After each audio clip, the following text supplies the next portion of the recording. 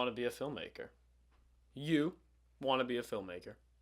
Let's talk about it. Okay, so this week wraps up the three-part video series about producing your own video or short film or what have you.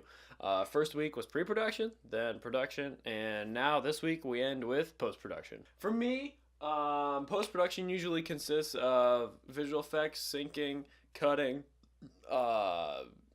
just editing the final cut together, title design, rendering, promoting, and just a bunch of different things. Sound design, color correction, letterboxing, all those different things, and it's all done on a computer basically. It's a lot of behind the scenes work, and it kind of gets overlooked at times, but if you're, depending on what you're doing, if you're doing something that's very like visual effects heavy, this could take longer than pre-production, and if not, like just as long as pre-production. So real quick, let's go through how I do each of the different aspects of post-production. First up, visual effects. Usually I will try and do all the visual effects for short or video or movie first, because it takes a lot of time, and just having that out of the way and then focusing on the final cut of the movie is really kind of relaxing for me. So I usually like to try and get that stuff done first.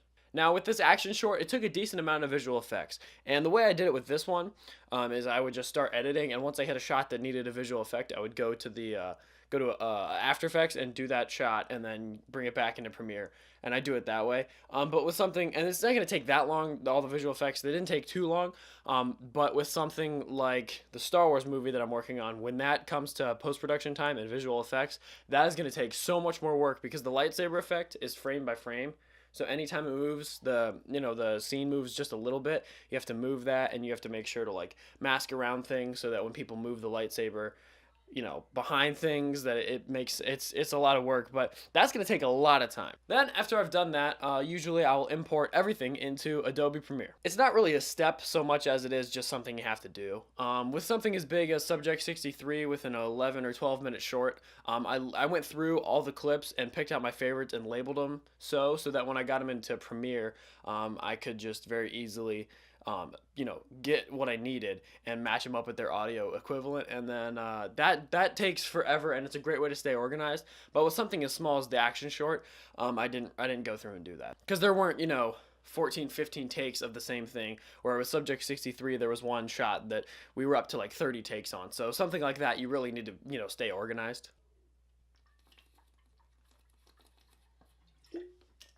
Then, once I've got all of my clips, audio and video, imported into Premiere, that's when I'll start and go ahead with syncing. Syncing, all I do is just find the portion of the clip that has the clap with the audio, the spike in the audio, and then also the where it makes contact.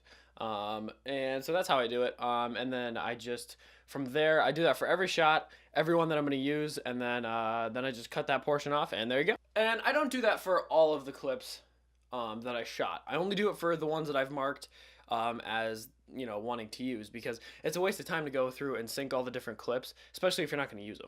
Next, I'll just start cutting the film together. After I have everything synced together, I'll just go through and try and get a first cut all together. Usually it'll change a lot, just because going from the first to the final cut, some things don't feel good, they don't flow right. Just trying to get one coherent piece together is really kind of the largest and most intensive portion of post-production, for me at least. Then I'll go into sound design and scoring. Once I've got the entire piece together, trying to make everything sound real.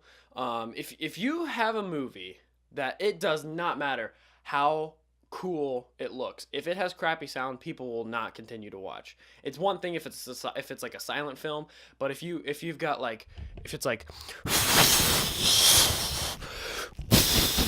and it's like a sweet action movie, but there's a bunch of like a noise going on, no one's gonna watch that.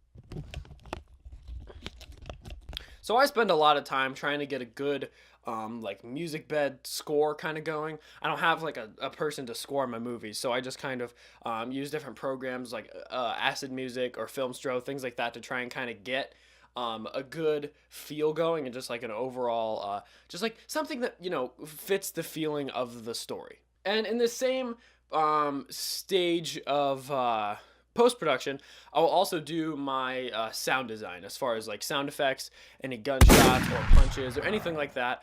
Or even just like trying to make things sound hyper realistic. For the action short, I went through and there's going to be different portions where obviously it didn't sound like that when we filmed it, but adding things and trying to make them feel more real and like a heightened sense of hearing actually like puts you in the scene a lot more, especially with action films. You got to add a bunch of sound effects.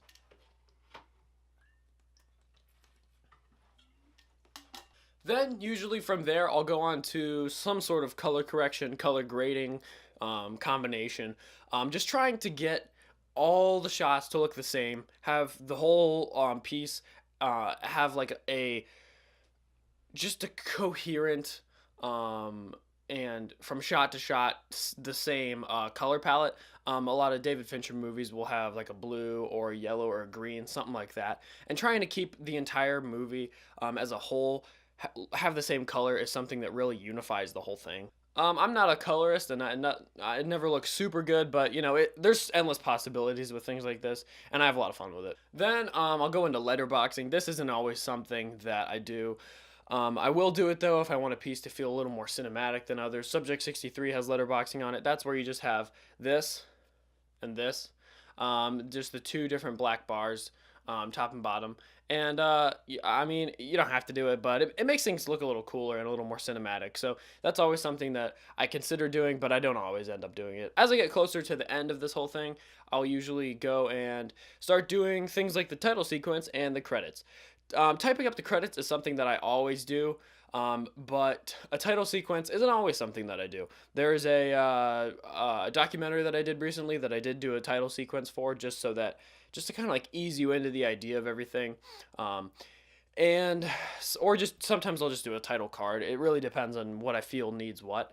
But I will always type up the credits just because I feel like everyone who dedicated their time and came to help you out, they deserve it. And finally, last step before exporting, I will render the entire project, making sure each clip is on the same resolution and frame rate and everything, just making sure it is all one piece and there are no outlier clips, anything looks weird.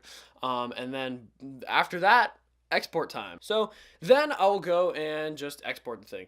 That's when I just click a button and walk away for a couple hours and let the computer do its work. And then after that, all I got to do is wait. Then I'll just wait until it's time to post it if I have a certain date in mind, or if I'm just going to throw it up whenever. But then at that point, all I got to do is put it up on YouTube, type out a description, add some tags, and that's about it. If I am going to put it on YouTube, that's what I do. Sometimes there are things that I make that I just kind of keep for myself. Yeah, if I am going to put it up on YouTube, then I got to go to all my different social media accounts and kind of promote it and everything.